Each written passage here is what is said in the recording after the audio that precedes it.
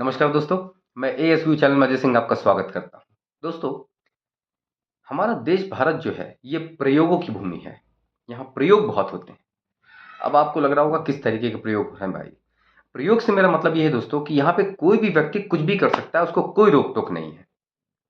ऐसा क्यों? ऐसा इसलिए दोस्तों कि जिस आदमी को कहीं भी जगह ना मिले, दुनिया में कहीं रहने की जगह ना मिले, वो भारत में आके घुसपैठ करके रहने लगे। कोई सरकार इसको मना नहीं करती।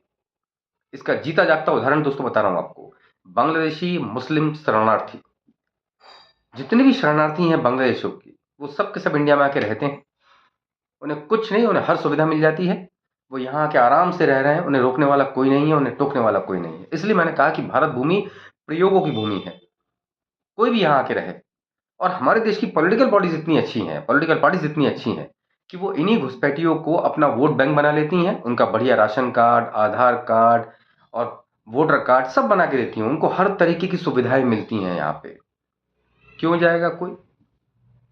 जब अल्लाह दे खाने को तो कौन जाए कमाने को? इस कॉन्सेप्ट में हमारा देश जो है और हमारे देश की पॉलिटिकल पार्टीज काम करती हैं दोस्तों। दोस्तों, आप विश्वास नहीं करेंगे कि हमारे देश के अंदर करीब-करीब 3 करोड़ बांग्लादेशी मुस्लिम घुसपैठिए हैं। 3 करोड़। इतनी बड़ी तादाद में वो इस देश में बैठे हुए हैं और किसी को कुछ मालूम नहीं पड़ रहा। हमारी पैरामिलिट्री फोर्सेस क्या कर रही हैं, हमारी इंटेलिजेंस क्या कर रही है, पता ही नहीं, भगवान जाने। अभी इतनी बड़ी तादाद में लोग रह रहे हैं। आप जाके देखिए पश्चिम बंगाल, आप बिहार जाके देखिए, असम जाके देखिए। और अब बांग्लादेशी मुस्लिम घुसपैठियों पे जो निशाना है, वो दोस्तों एक हमारे भारत के राज्य पे लगा हुआ है और वो राज्य है झारखंड। झारखंड को उन्होंने अपना एक नया ठिकाना बना रखा है दोस्तों। झारखंड में एक प्रमंडल है दोस्तों, एक क्षेत्र कह लीजिए आप, जो पूरा आदिवासी क्षेत्र है, जिसको हम कहते हैं संथाल परगना। संथाल परगना के अंदर 6 जिले लगते हैं दोस्तों। इन 6 जिलों में पाकुड़ आता है, दुमका आता है, साहिबगंज आता है, जामताड़ा आता है, देवघर आता है और गोड्डा आता है। ये 6 जिले मिला के पूरा प्रमंडल बनता है दोस्तों एक संथाल परगना। और ये पूरा आदिवासी बेल्ट है दोस्तों, पूरा आदिवासी। जिनमें 4 जिले जो हैं, जैसे साहिबगंज हुआ, जामताड़ा हुआ, दुमका हुआ और पाकुड़ हुआ। ये जिले जो हैं, ये बांग्लादेशी मुस्लिम घुसपैठियों के निशाने पे हैं दोस्तों। ये पूरा का पूरा आदिवासी बेल्ट था। लेकिन दोस्तों, आज मैं आपको एक बात चैलेंज कर सकता हूँ कि आप इसके कई गाँवों के अंदर चले जाइए। इनके कई गाँवों के अंदर आपको एक भी आदिवासी नहीं मिलेगा दोस्तों, एक भी। क्यों? पूरा मुस्लिमों ने अपने कब्ज़े में ले लिया है। पूरा बांग्लादेशी मुस्लिमों के कब्ज़े में है इस समय। या तो आदिवासियों को उन्होंने डरा के भेज दिया है, भगा दिया है, या उन्हें लालच देके भगा दिया है। लेकिन वहाँ पे अब कोई नहीं है दोस्तों। वहाँ पे आदिवासी के नाम पे कुछ भी नहीं मिलेगा, एक चिड़िया भी नहीं मिलेगी आपको। ये कैसे हुआ? ये हुआ बड़े ही शातिराना अंदाज में दोस्तों। बहुत सोची समझी रणनीति के तहत ये काम हुआ है और हमारी गवर्नमेंट के कानों पे जूं तक नहीं रेंग पाई। आप तरीका देखिए आप। सबसे पहले मुस्लिम घुसपैठिए जो हैं, बांग्लादेश से आते हैं, वो यहाँ पे चुपचाप आके रहते हैं। बिल्कुल आराम से कुछ दिन तक बिताते हैं। उसके बाद एक लड़की को टारगेट करते हैं। उससे वो शादी करते हैं बढ़िया। शादी करने के बाद जो बाल-बच्चे होते हैं उनके, उनको वो मुस्लिम बना देते हैं, इस्लाम धर्म अपना लेते हैं। लेकिन बीवी को मुस्लिम नहीं बनाते। ये बड़ा ज़बरदस्त काम है। बीवी को क्यों नहीं बनाते भाई? उसका कारण सुनिए आप।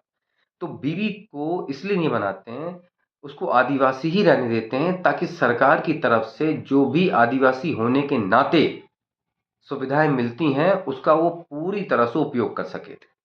आप तो जानते हैं दोस्तों कि कई सीटें रिज़र्व होती हैं, जिन पे एससी-एसटी के ही लोग चुनाव लड़ सकते हैं।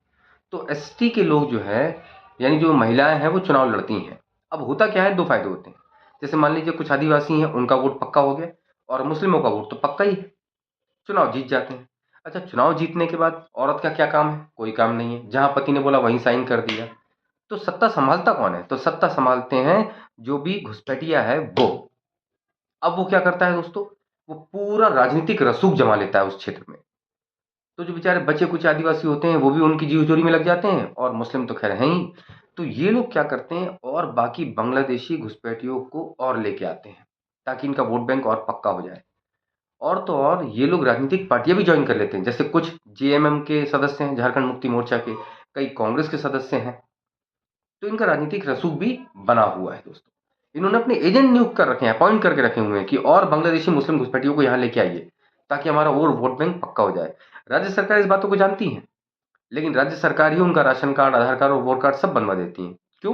क्योंकि उनको वोट चाहिए। उनको इससे कोई मतलब नहीं कि हमारा देश कल को पूरा पाकिस्तान बन जाएगा या बांग्लादेश बन जाएगा या हमारे देश का इस्लामीकरण हो जाएगा, उन्हें कोई मतलब नहीं। उनको मतलब है सत्ता। और इन मूर्खों को ये नहीं मालूम कि जब पूरा देश इस्लामिक बनेगा तो तुम क्या अकेले हिंदू बचोगे? इन मूर्खों को ये समझ में ही नहीं आता। ये तो केवल सत्ता मिल जाए, कुछ समय तक सत्ता की मलाई चाट ले। ये सोचते हैं हमें कौन सा अमर होके आए हैं, एक ना एक दिन मर के चले जाएंगे। अबे तुम तो मर जाओगे, जो आने वाली पीढ़ी है वो क्या करेगी? इन गधों को समझ में नहीं आता दोस्तों। और सबसे बड़ी बात यह है दोस्तों कि आपको मैं कुछ डाटा देता हूं, आपको समझ में आएगा कि खेल कितना बड़ा है। 1951 के अंदर संथाल परगना में आदिवासियों की जो जनसंख्या थी वो 44.67% थी।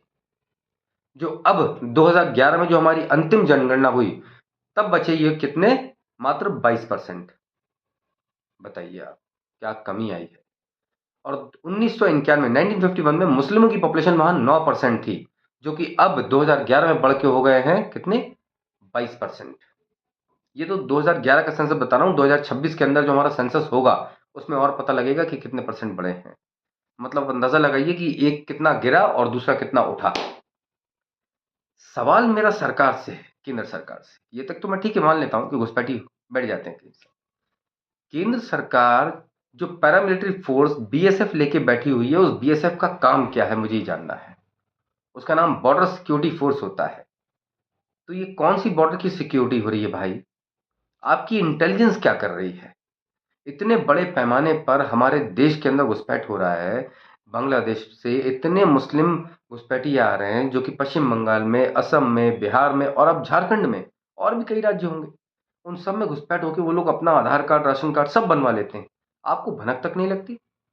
मतलब ये तो आपका बहुत बड़ा फेलियर है आपका, कि ना आपकी पैरामिलिट्री फोर्सेस को कुछ पता लगता है और ना ही आपके इंटेलिजेंस को पता लग पाता है। वो तो भला हो कि हमारी मीडिया जो है वो खोज खबर करती रहती है, तो वो बेचारी बता देती है। ये बताइए कि अगर ऐसे ही चलता रहा तो इस देश का होगा क्या? हमारे लोग कहाँ जाएंगे भाई? अगर आज भी सरकारों ने एक्शन नहीं लिया तो आप ये मान के चलिए कि इस देश को बर्बाद होने से कोई नहीं बचा सकता। झारखंड हाईकोर्ट ने जजमेंट दे दिया, बताइए आप, कि तुरंत सरकार को उन्होंने ऑर्डर पास किया है कि सरकारों से, कि सरकार को तुरंत, झारखंड की सरकार को तुरंत ये पता लगाना चाहिए कि कितने बांग्लादेशी आए हैं और उनको पता लगा के उनकी पहचान करके वापस उनको बांग्लादेश भेजिए। बताइए, हाईकोर्ट कह रहा है और सरकार क्या कर रही है? सेंट्रल में बैठ के केवल टाइम पास कर रही है, केवल ईडी और सीबीआई के रेड पड़वा रही है विपक्षियों पे। और जो देश के अंदर इतना गर्म मुद्दा बैठा हुआ है उसका क्या कर रहे हो आप? ये कोई छोटी मोटी बात नहीं है दोस्तों, ये बहुत बड़ी बात है। ये देश बचेगा ही नहीं। हमारे भारत की हालत ठीक ब्रिटेन, फ्रांस और जर्मनी की तरह हो जाएगी, जहां पे आज शरणार्थी, घुसपैठिए इतनी बड़ी तादाद में आ गए हैं कि वहां की लोकल पॉपुलेशन, जो लोकल कम्युनिटी है, क्रिश्चियन कम्युनिटी, वो बेचारे भागने को परेशान है, भाग भाग के कि अब कहाँ जाएं हम लोग। हमारी हालत भारत की भी ऐसी ही हो जाएगी। तो दुनिया में तो बहुत सारे देश हैं क्रिश्चियन, वो कहीं भी भाग के पहुंच जाएंगे, हम कहाँ जाएंगे? हिंदुओं के लिए तो एकमात्र देश बचा हुआ है भारत। इसलिए मैं सरकार से निवेदन में हाथ जोड़ के प्रार्थना करता हूं कि आप इस विषय की गंभीरता को समझते हुए तुरंत एक्शन लीजिए और जितने इस देश में अवैध रूप से बांग्लादेशी मुस्लिम घुसपैठिए रह रहे हैं उनको आप बाहर कीजिए। एक सरकार का काम होता है अपनी प्रजा की सुरक्षा करना। आप हमारी सुरक्षा कीजिए, क्योंकि देखिए वर्तमान तो कैसा भी निकल जाएगा, अगर भविष्य गड़बड़ हुआ तो कुछ बचना नहीं। तो यह आपके हाथ में है, क्योंकि हमारे हाथ में सिर्फ वोट देना है, वो हम आपको दे देते हैं। और वोट देने के बाद भी अगर आप उसका कोई उपयोग ना करें तो फिर ये हमारी गलती नहीं है। अब आप समझिए कि आपका क्या है।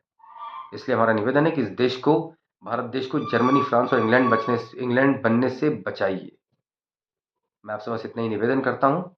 मुझे लगता है कि कोई ना कोई आप तक ये आवाज़ पहुँचाएगा, आप तक ये आवाज़ पहुँचेगी और आप इस पर कोई ना कोई एक्शन लेंगे। दोस्तों आज के लिए बस इतना ही। कल एक नए विषय पर मिलते हैं। बहुत बहुत धन्यवाद। भारत माता की जय। जय सिया राम।